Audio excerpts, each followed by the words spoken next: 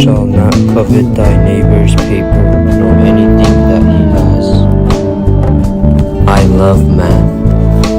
Hey, this is Mr. A going over Stats Quiz 3.1 to 3.6, September 20, 2022. This is version B, covering all of these statistical ideas that we covered in class.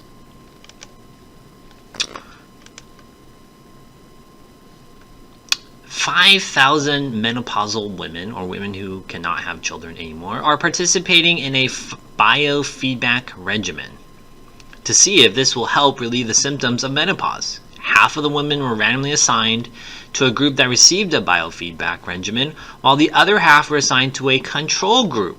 What does a control group mean? It explains to us, and not given any treatment. This is an example of, well, they're not observing because they're doing something. They're giving them the biofeedback regimen, and some are not. So I would say that this is an experiment. You have 4 other choices for experiments, and this is a simple one.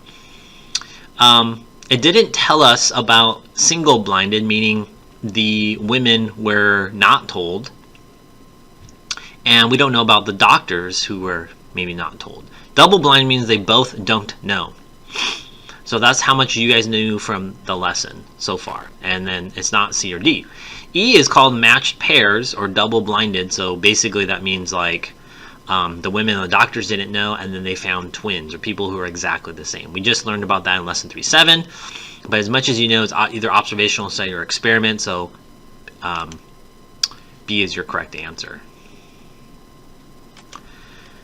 The next question, what is the best reason to recommend the use of a placebo in an experiment? So an experiment means we have 2 groups. When there is sufficient resources to warrant the use of placebo? No.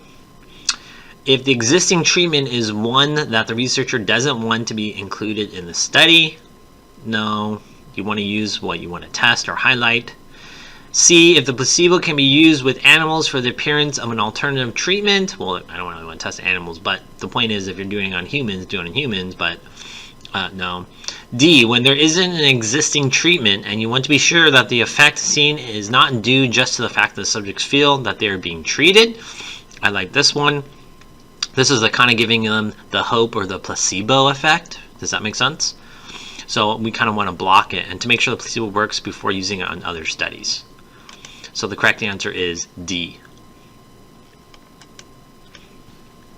Why isn't double-blinded used in an experiment? A, to avoid influencing the response of having the knowledge of the treatment given. So like if I tell, hey, this is the real stuff, it's going to work, you're probably going to have better results. To ensure the treatments are randomly given to all subjects each time. To keep all subjects unaware of which treatment they're receiving. That's a good one. To avoid talking to the subjects at any time. No, that's okay. To easily replicate an experiment in other environments. That's possible. The correct answer is A. We don't want it to be where you kind of say, hey, you have the real thing. We want to make sure that people don't know about it and that I can just measure results and see. The key difference between observational study and an experiment is the number of variables that are being studied. No. The use of randomized selection of participation, SRS, yes, we want that, but it's not the difference. Eventually you do that in experiments. The ability to replicate the study, you can do both, right? Go watch 50 teenagers or split up the 2 teenagers in 2 groups. D, the creation of groups of the homogeneous subjects to study, no. And the assignment of treatments to experimental units. This is where you're doing something to them. That is letter choice E.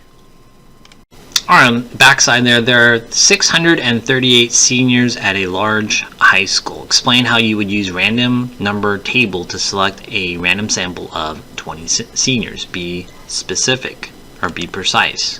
So, what I would do is I would do dare. And dare basically means digits. Use the digits 000 to 638. And why did I choose that is because I guess you can just use 1 to 638. So if I see the number 1, then I can say that's student number 1. And then I'm going to assign, give each student a number from 1 to 638. Then R, repeats, skip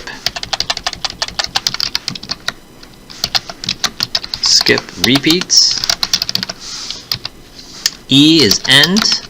I will end when I have 20 unique numbers. Okay? Alright, so let's go down here now. And now it says use the random digits below. Select your first 5 participants using the scheme in A. So, my first one is, oops, I didn't want that. That's fine. 569, so that is my first number. 647 is out of bounds, it's too high.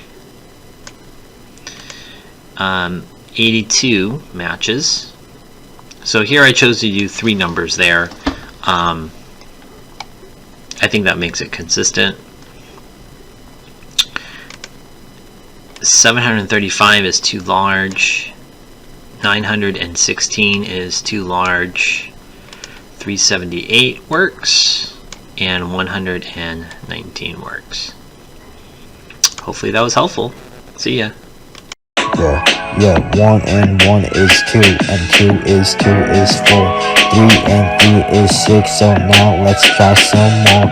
4 and 4 is 8, and 5 and 5 is 10. 6 and